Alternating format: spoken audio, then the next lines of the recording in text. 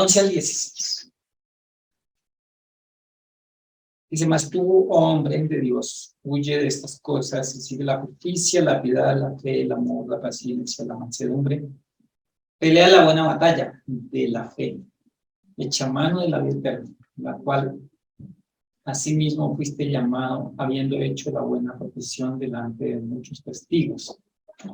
Te mando delante de Dios que da vida a todas las cosas, y de Jesucristo que dio testimonio de la buena profesión delante de Poncio Pilato, que guarda el mandamiento sin mácula ni reprensión hasta la aparición de nuestro Señor Jesucristo, la cual a su tiempo mostrará el bienaventurado y soberano Rey de reyes y Señor de señores, el único que tiene inmortalidad, que habita en luz inaccesible, a quien ninguno de los hombres ha visto ni puede ver, al cual sea la honra y el imperio sempiterno. Amén.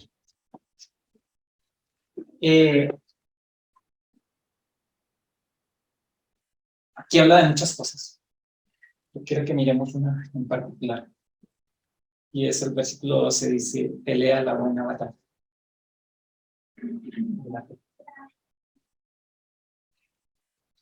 ¿Qué podemos ver de pelear la buena batalla? Para pelear esa batalla toca primero armarnos, ¿no?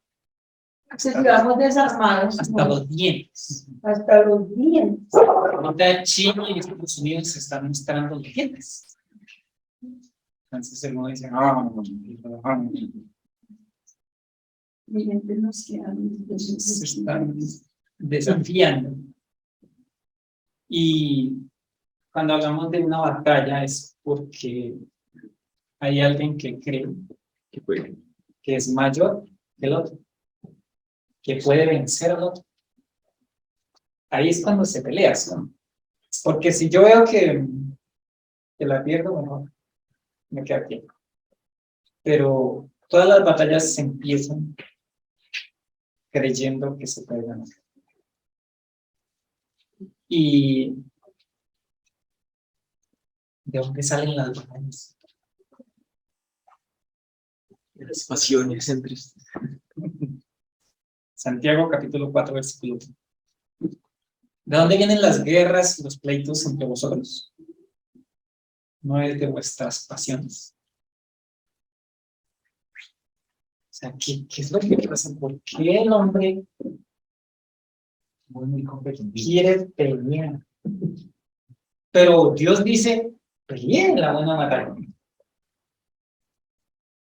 Pero el hombre quiere pelear, pero ¿cómo?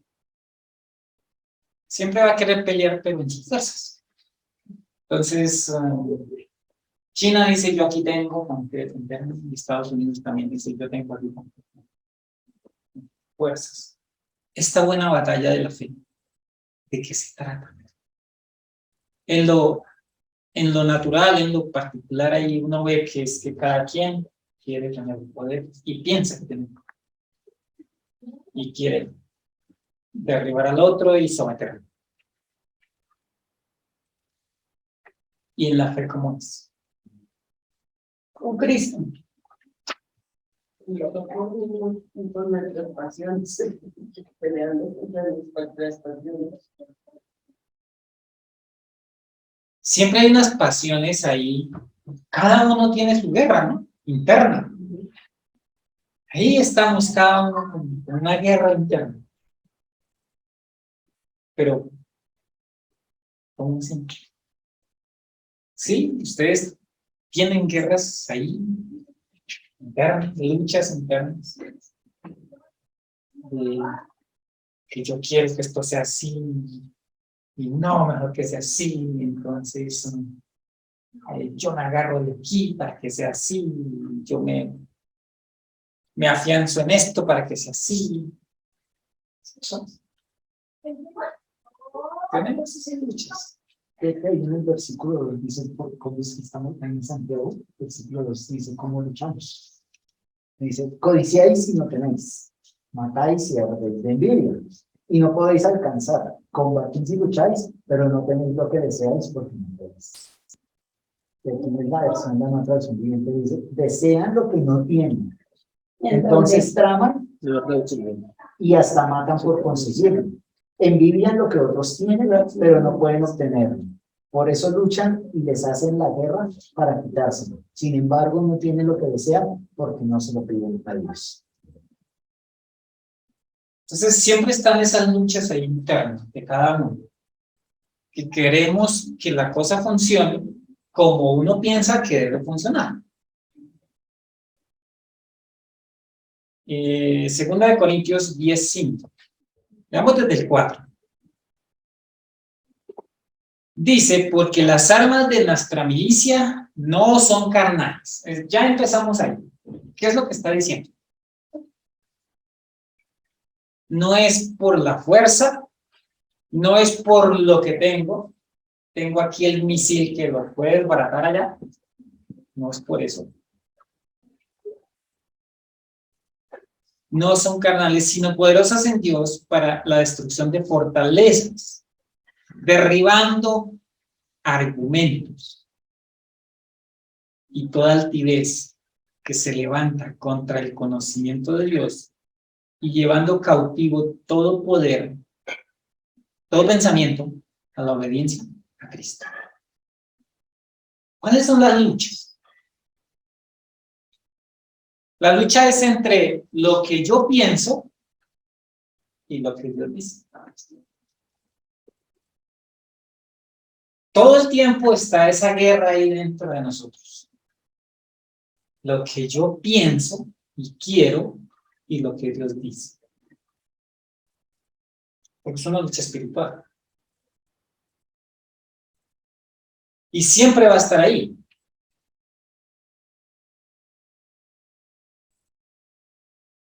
¿Cómo derribar? Porque dice derribando argumentos. ¿Cómo se hace esto? ¿Ustedes qué piensan? ¿Cómo ganar eso? Porque es una lucha muy grave. Derribando argumentos y toda altivez que se levanta contra el conocimiento de Dios. Es lo que pasa en todo esto. Hay unos argumentos dentro de mí que se levantan en contra de qué? De lo que Dios dice. Es interesante que Dios siempre habla en contra de los argumentos. Por ahí en Romanos dice que ellos empezaron a ¿cómo es que se llama? A razonar. Y su razonamiento los llevó a separarse de Dios. Entonces, todos esos argumentos que uno tiene, Dios dice que no.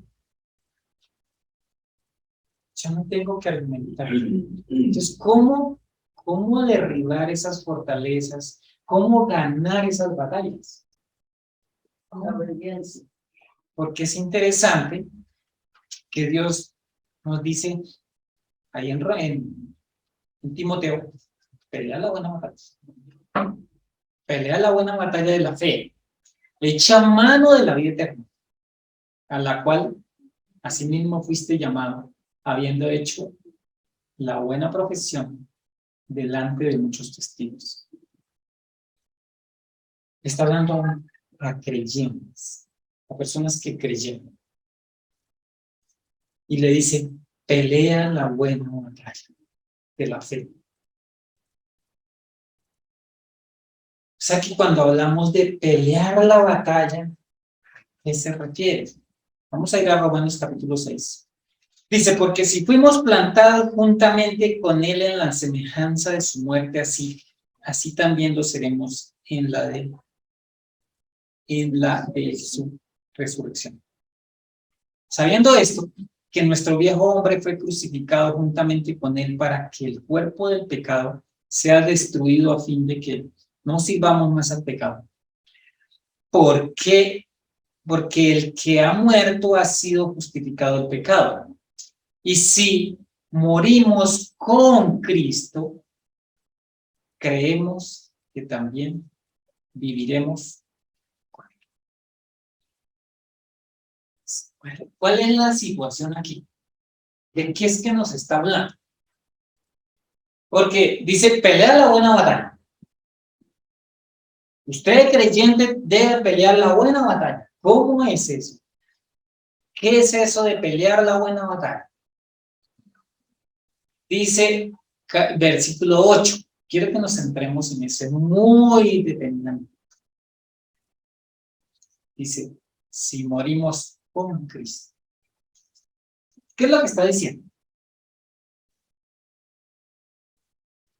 Si usted ya fue perdonado, si usted ya fue salvo, si el Señor de verdad su sacrificio pagó todo su pecado, ¿usted se siente salvo? ¿Usted cree que es salvo? Eso es lo que está diciendo. Si usted es salvo, porque eso sí es como condicional, ¿cierto? Si morimos con Cristo, o sea, si ya fue un hecho eso, ¿cuál es el siguiente paso? Ahí en el mismo versículo. Creemos que también viviremos con Él. Pues, O sea, que ¿cuál es el problema? El problema de esa lucha interna nuestra es ¿cuál? Que no creemos que fuimos muertos con Cristo y no creemos que vivimos con Él. Entonces lo que pensamos es que yo salgo y alguien me cerró en la carretera y yo... Entonces como que en ese... Cristo se fue, porque Él no quería ver mi cara. Pareciera que eso es lo que vivimos. Pero la realidad, ¿cuál es? Que también viviremos con Él. Si morimos con Cristo, creemos que también viviremos con Él. O sea que esto es una cuestión de fe. Es creer que realmente Cristo está conmigo todo el tiempo, que Él no se vuela por ratitos. Y si morimos con Cristo, creemos que también viviremos con Él. Yo quiero que nos llevemos esto muy, muy en nuestro corazón y en nuestra mente y en todos nuestros ser. ¿Qué es lo que creemos en el día a día? ¿Qué es lo que vivimos en el día a día? Si creemos que Cristo ya pagó, o sea, que ya soy salvo, entonces, ¿qué es lo que debo creer? Creemos que también vivimos con Él. O sea, y entonces yo me ponía a pensar, ¿cuánta preocupación tenía Jesús por la comida, por el arriendo? De hecho, no pagaba arriendo. por todas las ¿Él se preocupaba? no, No, dice que le daba sed, dice que le dio hambre. O sea, lo normal. Pero no estaba preocupado. ¿Por qué él no estaba preocupado? o sea que estaba Porque él es fe. Él es la fe viva y verdadera. Y si creemos que vivimos con Él, entonces, ¿qué tenemos? Eso. Entonces no debe haber amargura, no debe haber tristeza. Ay, no, pues, tocó solo.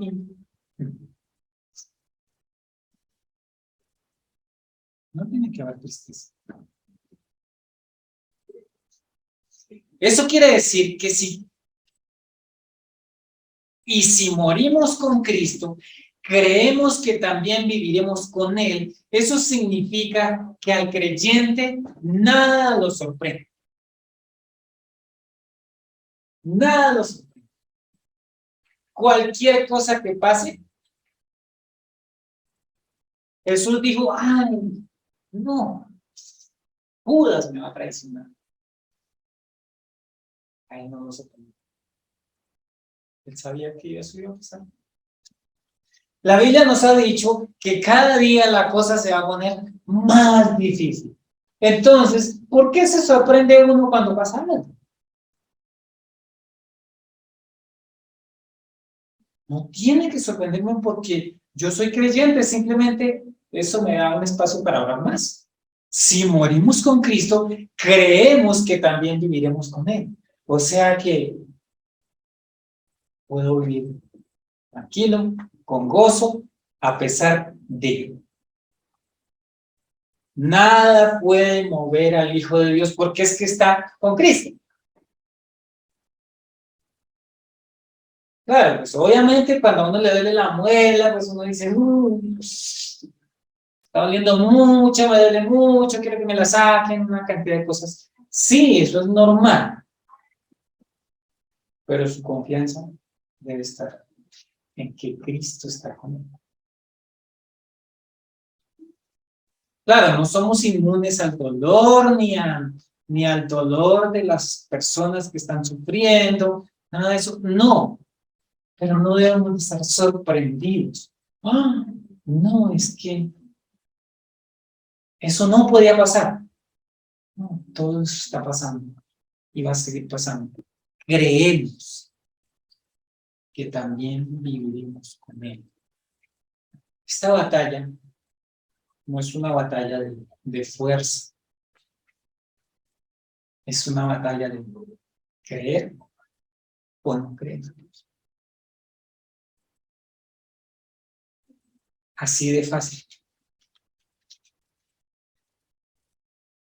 Porque, ¿qué ha hecho Dios para darnos seguridad? ¿Qué ha hecho Él? Romanos 8:31. Y es interesante que el Espíritu Santo pone un montón de preguntas en el libro de Romanos. Ahí en el 6:1 dice, ¿qué pues diremos?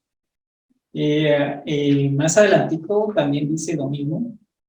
En el 15, ¿qué pues diremos? ¿Qué pues pecaremos porque? Y aquí dice, en el versículo 31, ¿qué pues diremos a esto? ¿Qué pues diremos a esto? Y la respuesta es, si Dios es por nosotros, ¿quién contra nosotros? ¿Qué está haciendo Dios con este versículo? ¿Qué pues diremos a esto? Es una pregunta que Dios hace. ¿Qué pues diremos a esto? Entonces la respuesta es, si Dios es por nosotros, si Dios es por nosotros. Leámoslo otra vez. Dice, si Dios está a favor de nosotros, ¿quién podrá ponerse en nuestra contra? ¿Quién? ¿Quién está por encima de Dios? Nada. ¿No? ¿Cuál es el miedo? Si Dios es por nosotros. O sea que cuando yo estoy con miedo, ¿qué debo de pensar? Dios es por mí. Dios es por mí. Sí, hay muchas personas que están preocupadas. Hoy sube Pedro. ¿Por qué? Si Dios es por nosotros. Que van a cerrar las iglesias, eso ya me mandaron correos, que van a cerrar todas las iglesias que no tienen personalidad jurídica. Yo digo, ¿cómo van a cerrar algo que no existe? No tiene personalidad jurídica, no la pueden cerrar porque no existe. Está cerrado el curso. Y eso me mandaron correos, que pastor, que mire, que haga algo. Yo no voy a hacer nada. Pero es que antes de subir ya no tienen ninguna información. Pero es que lo más terrible es que son los creyentes que están asustados. ¿Cómo es posible? Si Dios dice que si Él es por nosotros, ¿quién contra nosotros? O sea que nadie, absolutamente ni el mismo diablo multiplicado, no puede estar por encima de la voluntad de Dios. Toda la iglesia es un lugar. Sí. De hecho, si no mira también anoche que habló el presidente, eso se echó más flores que Siempre pasamos que también. entonces, Si Dios es por nosotros, ¿quién contra nosotros? O sea, que yo cada día que estoy temeroso, que tengo dificultades, que tengo que recordarme que Dios dijo esto. Y tengo que recordármelo a mí, porque a mí se me olvida.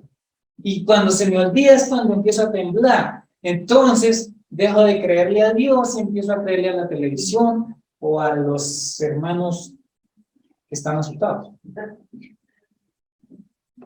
a los medios de comunicación. Sí. O sea que esta guerra, esta batalla que Dios nos dice, pelea la buena batalla, lo que Él está diciendo es, crean. Solamente crean. Y caminen. Y ya. De hecho, que la bendición. ¿Sí? Ah, pero dice, pero tendréis aflicción. O sea que Él va a mandar las aflicciones, ¿para qué? Pues para que yo le crea. Porque mi condición es de incredulidad siempre. Claro, Él ya al salvarme, ¿qué es lo que hace? Pues Él me da toda la fe, porque es Cristo. Entonces, si yo no camino en esa fe es porque no estoy creyendo, pero ya la tengo. Ya tengo esa fe para caminar. Lo que pasa es que no la uso.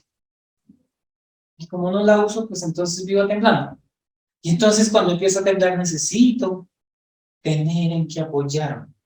¿Y en qué me apoyo? No, toca ir a ver las noticias. No, toca leer la palabra. Toca que la palabra me lea a mí. Y si yo estoy temblando, entonces ella me dice, si Dios es por nosotros, ¿quién contra nosotros? Entonces esto no se trata de una guerra que uno tiene que pararse y armarse, y no, me toca sacar todos los papeles, hacer un montón de vueltas, pagar lo que sea para tener eso. No.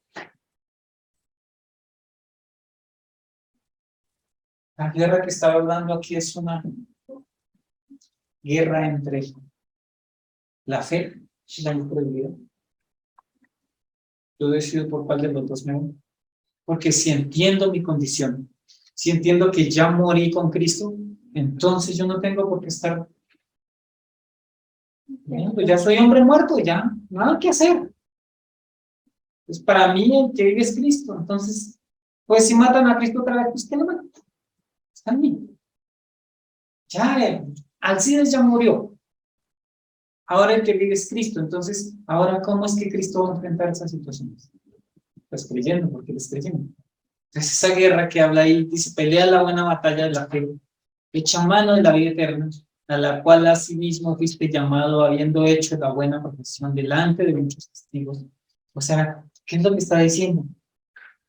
Pues usted es un creyente, hay testigos que se dieron cuenta que usted creyó, entonces, amén. En eso que tiene, crea. Nosotros a veces andamos, de acuerdo a lo que pase, reaccionamos. Entonces, si dice que va a haber guerra, pues uno dice, Señor, que no va a haber guerra, entonces voy a orar. Si dice que la situación se va a poner difícil, entonces, no, Señor, voy a orar. No, el creyente no lo tiene que sorprender eso. El creyente tiene que estar dispuesto a orar en todo el tiempo por eso. No lo puede sorprender, porque es un creyente que ya sabe que la cosa es así. Si el creyente es sorprendido por la situación que va pasando, entonces, ¿qué es lo que está creyendo? No puede, o sea, eso no concuerda con lo que dice Dios.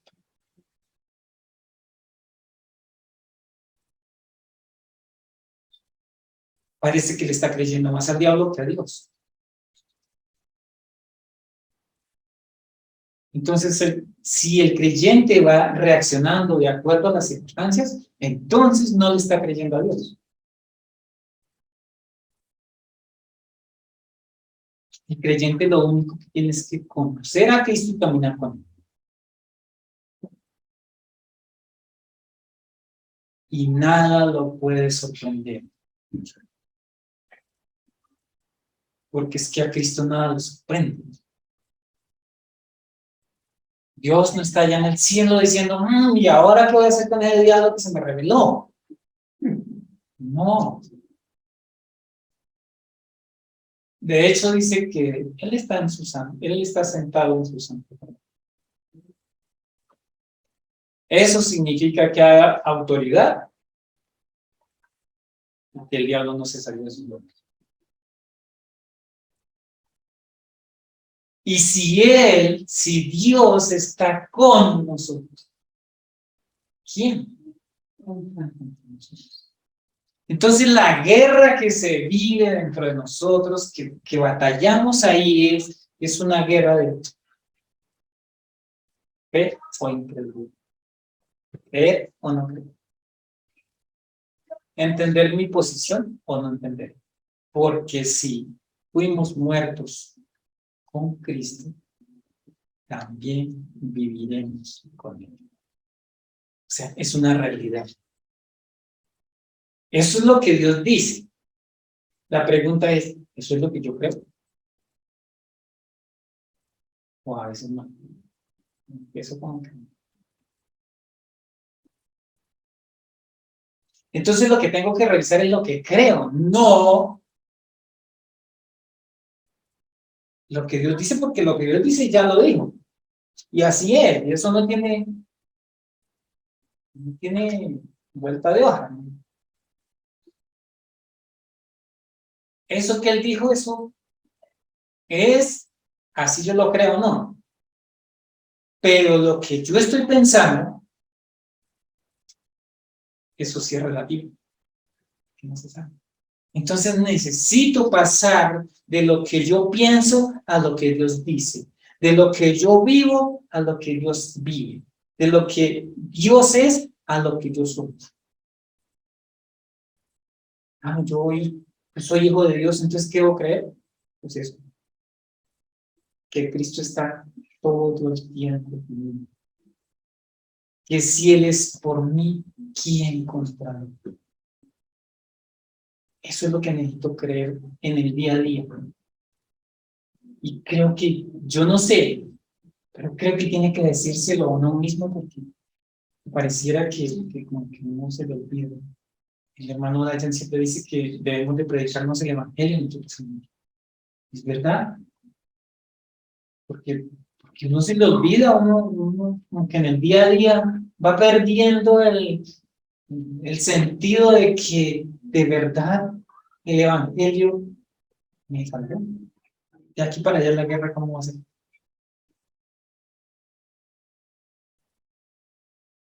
Sigue siendo guerra, sigue siendo la buena batalla, pero entonces ahí tengo que mirar a quién le toca. Si quiero vivir sabroso. Tengo que creer. Si quiero vivir amargado, pues no creo. Ya. No le creo a Dios. Ya. Si morimos con Cristo, creemos que también viviremos con Él.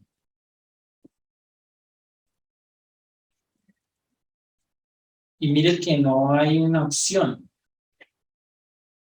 No dice, podemos creer que vivimos con Él. Dice, creemos. Si morimos con Cristo, creemos que también vivimos con Él. O sea que eso es un hecho. No es un consejo, no es un...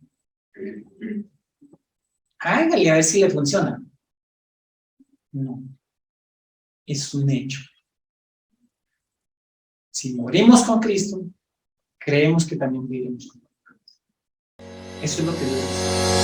Pero aquí veo que estamos como en una edad más o menos en la que ya nos interesa ver noticias, ¿cierto? O a quien no le gusta ver noticias. A mí.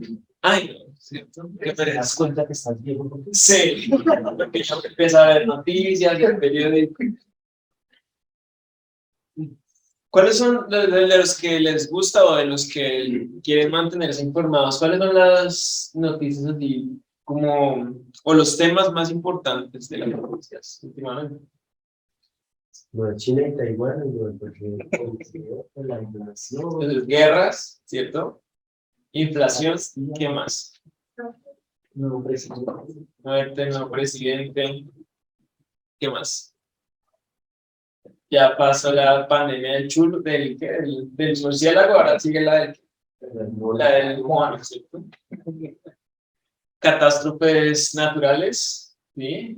Si vieron los incendios en Europa por las olas de calor. Temas de derechos humanos, ¿sí? Entonces, quieren ahora buscar que las personas puedan decidir sobre cosas que antes pues, no era tan común que pelearan. Y así, muchas cosas, ¿cierto? ¿Y qué hay de Dios y su palabra? Es un tema trending, como le llaman hoy en día lo que está en tendencia. No es viral, ¿cierto? No es tendencia, ni siquiera en la iglesia. En la iglesia ya lo que nos la pasamos hablando es si vio una guerra, si vio lo de Taiwán, si vio lo de... ¿Cierto? Pero ni siquiera en la misma iglesia es tendencia, si me permite usar esa palabra, la palabra del Señor. Y es normal que esto suceda. Vamos a ver un ejemplo en el libro de Jueces, capítulo 21, versículo 25. ¿Cómo termina el libro de Jueces? Es el último versículo del libro de Jueces. Jueces 21, 25. ¿Cómo dice? En estos días no había rey en Israel y cada uno hacía lo que bien le parecía. ¿Cada quien hace? Lo que quiera. Lo que bien le parece, ¿cierto? Entonces, si le parece bien, no sé, aprobar el aborto, lo aprueba, ¿cierto? Porque es lo que le parece bien, ¿sí?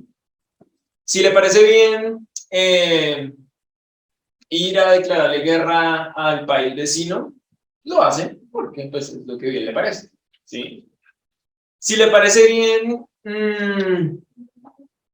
decir que ya no es, ¿cómo es que dicen? Ya no se autopercibe como hombre, sino como mujer, o como perro, o como torre y tal, pues lo hace, ¿cierto? Porque es lo que bien le parece, ¿cierto? Eso es lo que estamos viviendo hoy en día.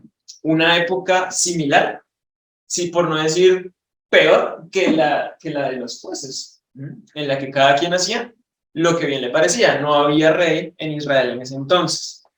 Y por eso quería que viéramos esto porque hay una transición importante que quiero que veamos entre los jueces y los reyes. Esa transición importante entre los jueces y los reyes se da, o Dios da a través de una persona. Vamos a ir a Primera de Samuel, capítulo 3. Y este va a ser nuestro texto central. Primera de Samuel, capítulo 3. 1. Dice así la palabra del Señor. El joven Samuel ministraba a Jehová en presencia de Elí, y la palabra de Jehová escaseaba en aquellos días y no había visión con frecuencia. Ya lo tenemos todos. Amén. Entonces veíamos en los jueces que si bien era algo generalizado, ¿cierto? Algunos israelitas continuaban oficiando su papel de sacerdotes, ¿cierto? ¿Quiénes eran los sacerdotes? ¿Ustedes se acuerdan? Sí, pero ¿quiénes Dios dijo que debían seguir los levitas, ¿cierto? Los descendientes de la tribu de Leví, ¿sí? O sea, los descendientes de Aarón. Ellos seguían oficiando como sacerdotes. Y en estos estaba Elí y sus hijos. Ya algunos lo conocen por la historia. Ellos eran los sacerdotes en el tiempo en el que estamos leyendo esta parte, que es el tiempo de Samuel. Samuel era un chico en este momento de la lectura, y es donde estamos continuando la historia en la transición que estamos haciendo de jueces a reyes. Samuel fue un chico resultado de un milagro. ¿Sí saben por qué? Sí, porque Ana no podía tener hijos. Ana no podía tener hijos, era estéril, ¿sí? ¿Y qué pasó? ¿Cómo sucedió? Y ella Se acordó. ella le habló al Señor. Le oró al Señor, ¿cierto? ¿Y qué hizo el Señor? Le permitió que embarazara eso. ¿Y qué hizo ella con ese hijo? Se lo predijo. Lo consagró, ¿cierto? Entonces por eso vemos que Samuel está aquí en el templo oficiando junto a Elí, ¿cierto? Volvemos allá. Primera de Samuel 3:1 dice: y el joven Samuel, perdón, ministraba a Jehová en presencia de Elí. O sea, él estaba ¿cómo era que se llamaban estos niños que le ayudaban a Los acólitos. los acólitos? Estaba como un acólito en el templo, ¿cierto? En presencia de Elí. ¿Y qué dice? Y la palabra de Jehová escaseaba en aquellos días. ¿Por qué escaseaba? Porque cada uno hacía lo que quería. ¿Por qué? Porque cada uno hacía lo que quería. Cada quien hacía lo que bien Lo le que le parecía. parecía bien. Por eso es importante ver esta transición que hay, porque en los jueces todos estaban así. Cada quien hacía lo que bien le parecía. Y eso generó que la palabra de Dios escaseara. Ni siquiera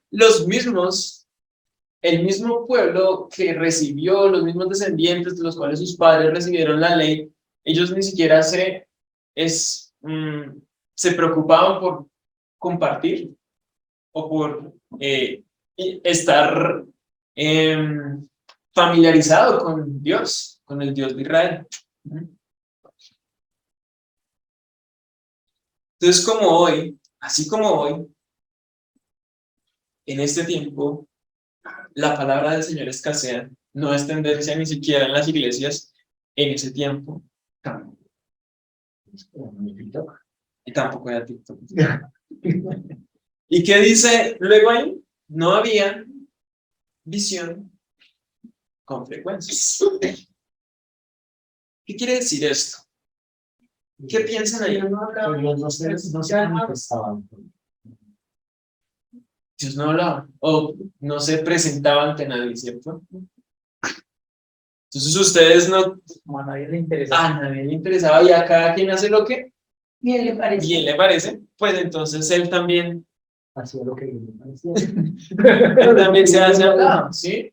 Y no hacía nada. Ay, ¿cierto? No había visión con frecuencia, no había revelación. Es interesante, ¿no? Porque hoy nosotros a veces nos cansamos otra vez de lo mismo. Vamos a leer de lo mismo. Génesis otra vez. Ya no hay revelación.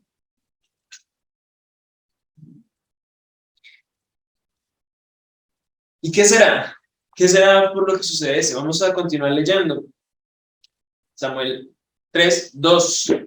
Y aconteció un día que, estando Elí acostado en su aposento, cuando sus ojos comenzaban a oscurecerse de modo que no podía ver, vamos a leer hasta 4, Samuel estaba durmiendo en el templo de Jehová, donde estaba el arca de Dios. Y antes que la lámpara de Dios fuese apagada, Jehová llamó a Samuel y él respondió: heme aquí. Entonces, ¿qué está pasando acá? ¿Qué está sucediendo? ¿Qué le estaba pasando a Elí? ¿Será que se estaba quedando ciego? O dormido. Estaba quedando dormido, ¿sí? Él estaba ahí en el templo y eso, si a ustedes sí les ha pasado que van a estar muy cansados y les cerrar los ojitos y Sobre todo cuando uno empieza a leer. las letras empiezan a abrirse.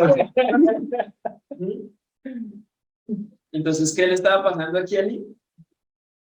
¿Estaba quedándose dormido? Se estaba quedando dormido, ¿cierto? Entonces, él les está, si quieren leamos otra versión, a ver. Dice una noche limpia para entonces estaba, pero de que sí estaba Casi ciego, ¿sí? Ya se Ya se había acostado, bueno. Ya estaba como abuelito. Como abuelito, sí. Entonces él ya estaba acostado. Estaba acostado, no sabemos si estaba casi ciego o si ya se estaba durmiendo. Pero el caso es que tenía los ojos ya empillamados, ¿sí? Y dice, de modo que no podía ver. Entonces él estaba ahí acostado en su aposento y dice, Samuel estaba durmiendo en el templo de Jehová. ¿Sí? Entonces, ¿qué estaba haciendo Samuel? Durmiendo. ¿Y qué está pasando? ¿Qué continúa diciendo? Dice, ¿dónde estaba el arca de Dios? O sea, ¿dónde estaba Samuel? En el templo. Pero específicamente, ¿dónde? Sí.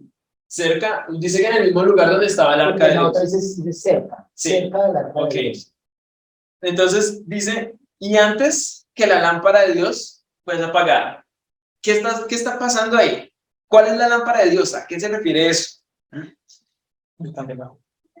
¿Qué está pasando con la lámpara? Está Se había apagado. apagado. Y no apagan todo.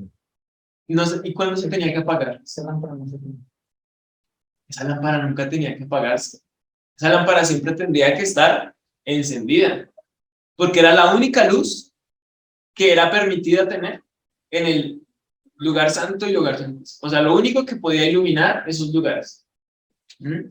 Esa lámpara no se podía apagar. Pero entonces, ¿qué significa el hecho de que esa lámpara estuviese a punto de apagarse?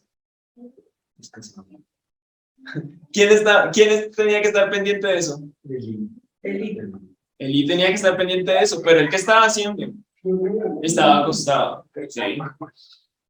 ¿Qué está haciendo Dios entonces? Antes de que la lámpara se apague, Él está llamando a Samuel. ¿Sí? ¿Para qué? No sabemos todavía, ¿cierto? Porque no lo habían pagado. ¿Para que no la deje pagar? ¿En serio?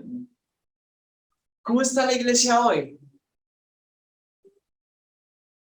Esa lámpara que representaba en el lugar santo y lugar santísimo. El Espíritu Santo. La luz que ilumina todo, ¿cierto? ¿Cómo está la iglesia? ¿La iglesia está haciendo luz en el mundo hoy? ¿Cómo Dios dijo que sí? ¿Sí? Pero nosotros, ¿cómo lo estamos percibiendo?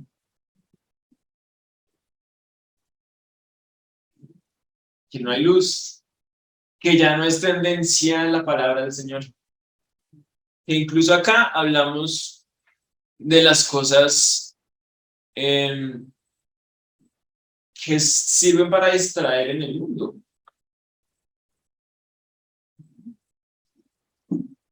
Y eso es algo que es preocupante, porque Dios está viendo que la lámpara está a punto de apagar en el templo, ¿y él qué hace?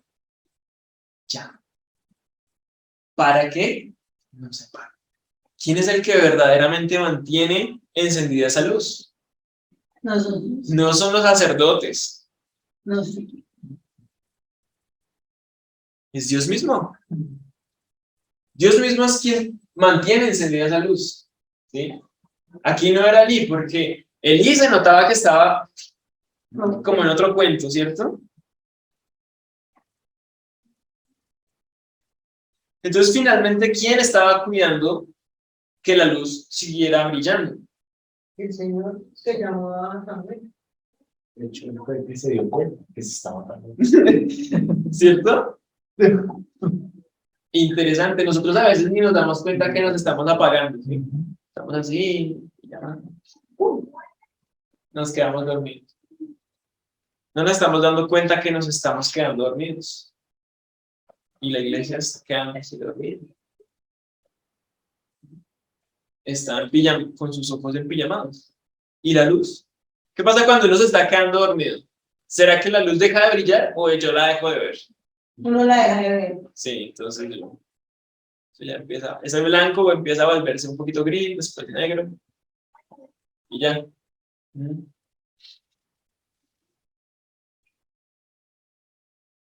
Y como sabe Dios que nosotros somos muchas veces incapaces de darnos cuenta de que estamos adormitados, ¿qué es lo que Él hace?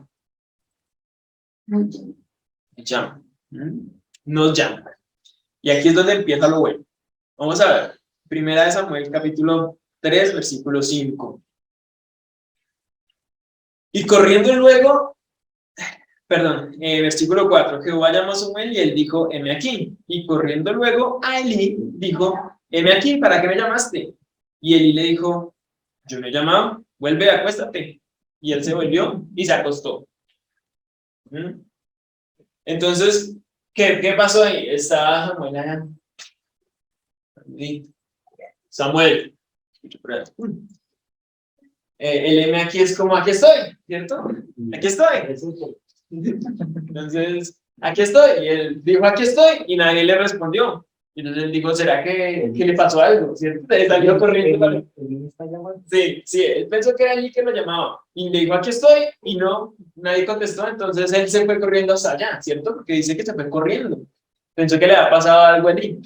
Cuando fue, lo encuentra ya dormido, acostado. Entonces, él le dice, aquí estoy, ¿para qué me está llamando? ¿Y qué hace allí? ¿Qué le dice? Que no No lo he llamado. Me llamaba. ¿Y qué le dice? Vaya y siga durmiendo, ¿cierto? Y déjeme dormir. ¿Cierto? Es interesante ver que Elí fue incapaz de reconocer que era Dios el que estaba llamando a Samuel a la primera, ¿sí? Él fue incapaz de reconocerlo. Y eso puede ser un indicativo quizás de que Elí tenía una poca familiaridad con Dios. Vamos a ver un poquito ahí una parte de cómo estaba la situación de Elí en ese momento. Ahí en Primera de Samuel, capítulo 1, 2 páginas atrás, o una página atrás, versículo 13 y 14. Pero Ana hablaba en su corazón y solamente se movían sus labios y su voz no se oía, y Elí la tuvo por ebria. Entonces le dijo a Elí, ¿hasta cuándo estarás ebria? Y quiere tu vino. Ana estaba hablando, Ana estaba en el espíritu, ¿sí? Teniendo un momento, y él no se dio cuenta. Él dijo, está borracha. La señora está borracha, vaya pues. ¿Sí? ¿Cierto? Y eso es una señal de que Elí estaba un poco familiarizado con cómo actuaba el Señor, ¿cierto? Cómo estaba, cuál era la voluntad de Dios. ¿Cómo está la iglesia hoy? La iglesia hoy sabe cuál es la voluntad de Dios en las cosas que suceden. ¿Qué pasa cuando nosotros escuchamos un llamado de Dios?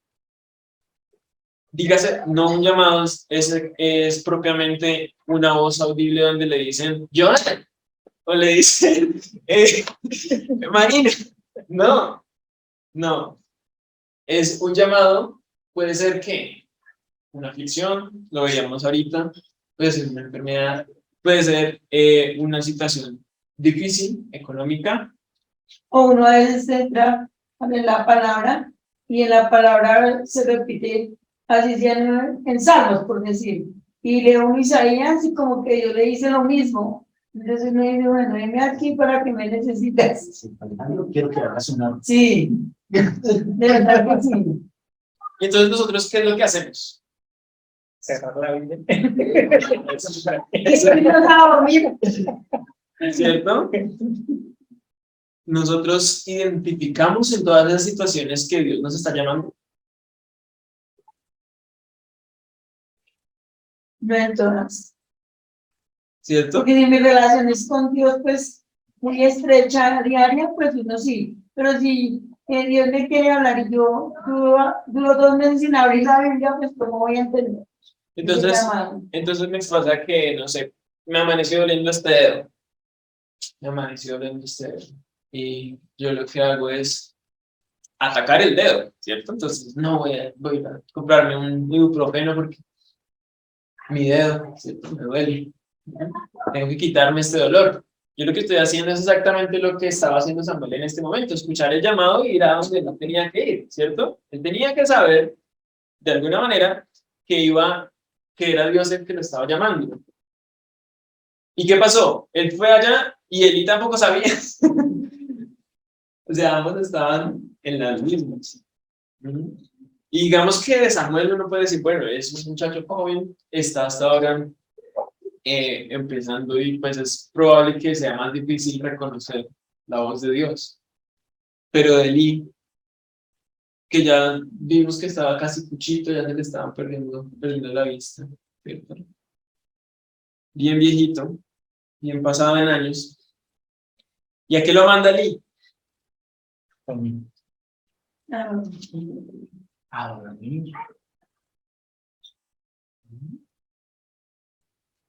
Qué interesante, ¿no?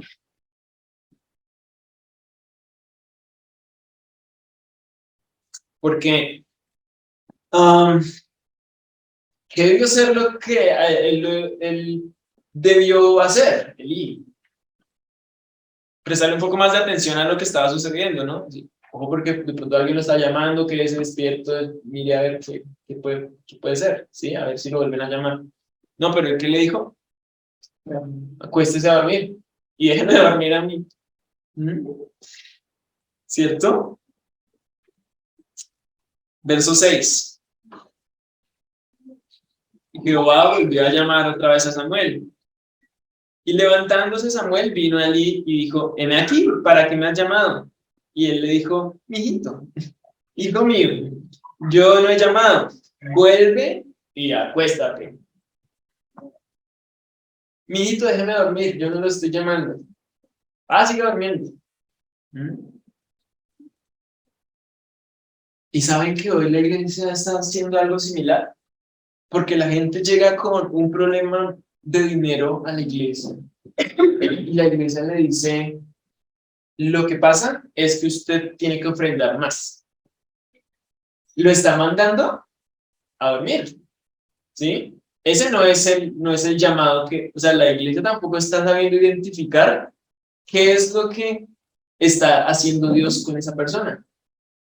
¿Por qué? Porque la palabra de Dios escasea y cada quien hace lo que bien le parece, ¿cierto?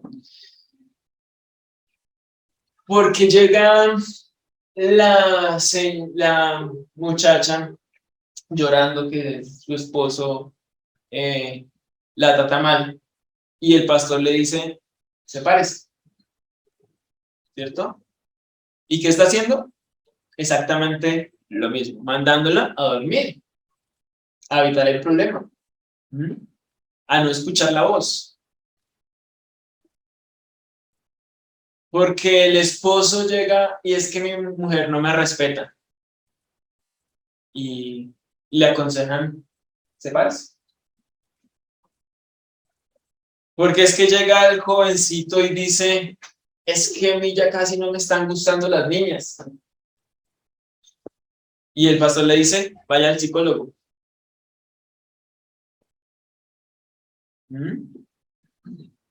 Entonces, ¿dónde está ese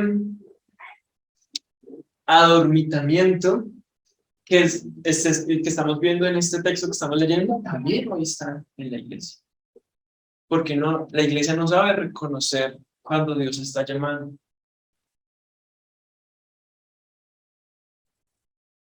Y saben que Samuel, él estuvo desde niño, desde muy niño en el templo. Y saben que los niños tienen que aprenderse, para estar en el templo, tienen que aprenderse la ley, es decir, los 5 primeros libros de la Biblia, de memoria. Tienen que aprendérselo. Ya que él conocía la palabra de Dios, conoce lo que Dios ha dicho. Y desde niños, desde los 4 años, tienen que estar aprendiéndose. Y dice, versículo 6, bueno, y Jehová volvió a llamar otra vez a Samuel, y levantándose Samuel vino a Elí y dijo, heme aquí, ¿para qué me has llamado? Aquí estoy, ¿qué me necesita? ¿Para qué me necesita? Y él le dijo, hijo mío, yo no he llamado, vuelve y acuesta. Lo mandó otra vez a dormir. Versículo 7, y Samuel no había conocido aún a Jehová, ni la palabra de Jehová le había sido revelada. Él estaba ministrando en el templo, ¿cierto? Y él estaba ya en el lugar santo, cerca del lugar santísimo, pero él no conocía a Jehová. Es curioso eso, ¿no? ¿Será que eso sucede en la iglesia? ¿Cierto que la gente ministre y haga y haga y haga y haga, pero no conozca al Dios de la obra? Eso es imposible que suceda. O que las personas se preocupen por hacer y hacer y hacer, pero no les haya sido revelada la palabra. ¿Será que eso sucede? Mucho. Y mucho. Y estaba pasando con Samuel, y estaba pasando hoy, pero ¿esto era culpa de Samuel? No, entonces, Sí, realmente había un tema ahí generalizado de que todo el mundo hacía lo que bien le parecía, y hasta los sacerdotes ya no sabían reconocer la voz de Dios, porque por multiplicarse la maldad, el amor se enfrió. Versículo 8. Jehová pues llamó la tercera vez a Samuel, y él se levantó y vino a Elí, y dijo, heme aquí, ¿para qué me has llamado? Entonces entendió Elí que Jehová llamaba al joven. Por fin se da cuenta. A la tercera, dicen la tercera es la vencida, ¿cierto? A la tercera se dio cuenta. ¿Y qué le dijo Elí? Versículo 9. Y dijo Elí a Samuel, ve y acuéstate. Si te llamare, dirás, habla Jehová porque tu siervo oye. Así se fue Samuel y se acostó en su lugar. Samuel era, o sea, por lo que se ve acá, es un chico súper obediente, que estaba también muy pendiente de Elí, ¿sí? Sabía que estaba en sus años, más, en sus últimos años. Y estaba ahí. Y entonces le dice Elí, ve y acuéstate. Bueno, ya sé que es el Señor que lo está hablando, entonces déjeme dormir para usted duerma también, ¿cierto? Ay, no, con Elí. Y si te llamare, dirás, habla Jehová porque tu siervo oye. Así se fue Samuel y se acostó en su lugar. Versículo 10. Y vino Jehová y se paró. Aquí ya no solamente lo llamó. Esto es interesante porque Dios se apersona. O sea, es como cuando yo estoy aquí trabajando y mi mamá, ¿qué? Y yo, ¿qué? Y ya cuando ella viene y me abre la puerta, lo estoy llamando. ¿Sí? Ah, ya, ¿sí? Ya voy. Exactamente esto es lo que está haciendo. Sí, ¿cierto? Me hizo venir hasta acá, ¿cierto? Así pasó. Dios mismo se paró, ¿sí? Y vino, o sea, vino y se paró ahí. Es que Él me mandó a dormir otra vez, ¿cierto? Tenaz. Y llamó como las otras veces. Samuel, Samuel. Entonces Samuel dijo, habla porque tu siervo oye. ¿Qué tuvo que suceder aquí para que Samuel pudiera responder? primero recibió la instrucción de Elí, y luego entendió que era Dios que le estaba llamando. ¿Y cómo entendió Elí que Dios era que lo estaba llamando? Porque lo había llamado ya por tercera vez. Pues Sí. cuando entendió que no era que lo llamaba, sino era Jehová. El Señor ya se enfrenta. Cuando ya se había apersonado más de la situación, ¿cierto? Vino y se paró y lo llamó. Ahora bien, dice, habla que tu siervo, porque tu siervo oye. ¿Cómo nosotros respondemos ante los llamados de Dios? Espera un momentico. O haciendo lo que no es. ¿Sí? Le sube el volumen a la diadema, ¿cierto? ¿Cómo nosotros respondemos ante el llamado de Dios? Estaba comentando al principio que un llamado no es solamente escuchar la voz audible de Dios, sino también a través de una situación, a través de una persona, a través de una visión, ¿por qué no? A través de cualquier situación. Y a veces nosotros sabemos o pensamos, el Espíritu nos dice que es Dios quien nos está hablando, pero nosotros decimos, debe ser otra cosa, ¿sí? Es que amanecí con un dolor acá, eso deberían ser los frijoles que me comí anoche a las 11 de la noche. Y sí, y es curioso que incluso situaciones tan sencillas como esas nos pueden llevar a reconciliarnos y a volver otra vez a tener una comunión con Dios. Señor, ¿por qué me pasa esto?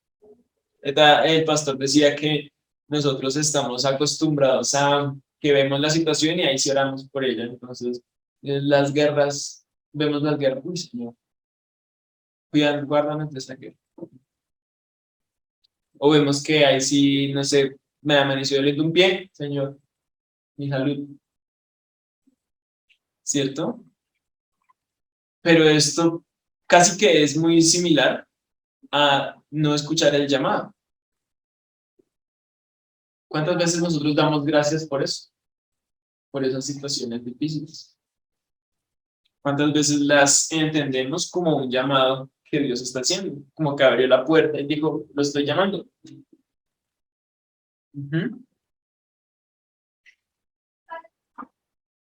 Versículo 11.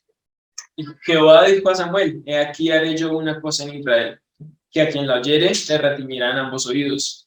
Aquel día yo cumpliré contra él y todas las cosas que he dicho sobre su casa, desde el principio hasta el fin, y le mostraré que yo juzgaré su casa para siempre, por la iniquidad que él sabe, porque sus hijos han blasfemado a Dios y él no los ha estorbado. Por tanto, yo he jurado a la casa de Elí que la iniquidad de la casa de Elí no será expiada jamás, ni con sacrificios, ni con ofrendas. Y Samuel estuvo acostado hasta la mañana y abrió las puertas de la casa de Jehová, y Samuel temía descubrir la visión a Elí.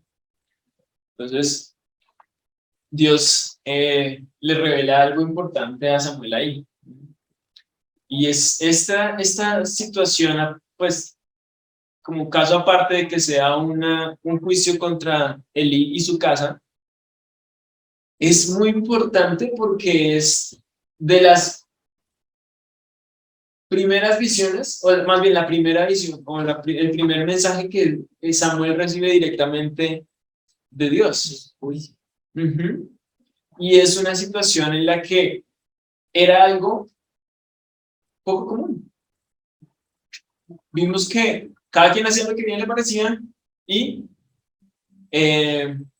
la palabra del Señor escaseaba y no había visión. Y esto está sucediendo. Entonces es muy bonito ver que, o sea, yo me pongo en el lugar de Dios sin ser nada malo, sino decir, yo me pongo en el lugar de Dios y si yo lo llamo a la primera y no me contesta, alguien más, ¿cierto? Pero Dios, no sé, con esa misericordia, ve que la situación está difícil, ve que nadie lo busca, ve que nadie está ocupado de entender su voluntad, él mismo va, se acerca y se preocupa porque la lámpara no se apague. Ese es el Dios que nosotros tenemos. Un Dios que no depende de nosotros. No depende de cuán adormitados estemos. No depende de cuán adormitada esté la iglesia.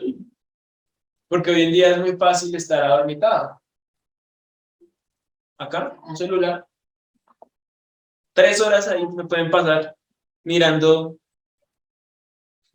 Facebook o no sé, lo que miren, veíamos con el hermano Sebastián, cómo dedicamos nuestro tiempo libre.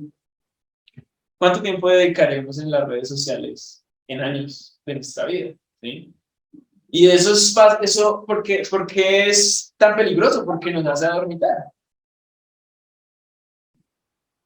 Estamos así todo el tiempo. Y entonces uno dice, me está doliendo un poquito la cabeza. Yo ya no voy al Señor. ¿A quién voy?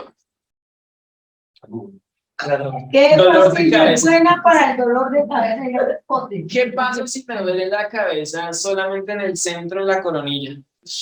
Tengo cáncer. Porque todas las respuestas de Google son así. Tengo cáncer. Sí. Por los más tecnológicos, Alexa. Alexa, ¿qué me puedo tomar? ¿Cierto? Uno ya no va al Señor. Y a pesar de que Él es el que está llamando ahí.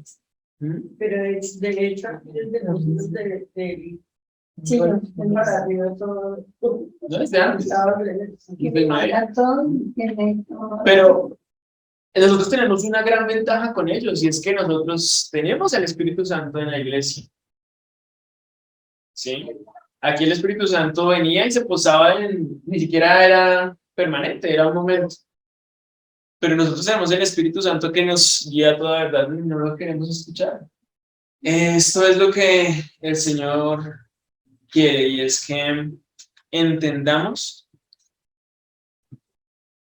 que podemos estar adormitados. Yo no conozco la vida de cada uno de ustedes, no lo puedo decir que ni siquiera la mía, pero podemos decir que estamos adormitados, podemos decir que necesitamos prestar más atención a quién es el que nos está llamando, porque puede que estemos creyendo que el que nos está llamando es alguien que está dormido, y no.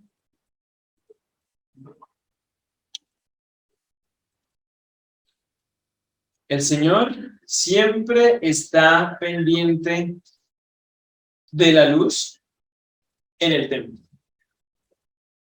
¿Quién estaba cuidando que la luz siguiera brillando? ¿El sacerdote ciego dormilón? ¿El niño inexperto que estaba durmiendo? ¿No? Dios. Y eso es lo que quiero que nos llevemos en esta mañana. El Señor es el que cuida de que su luz siga resplandeciendo.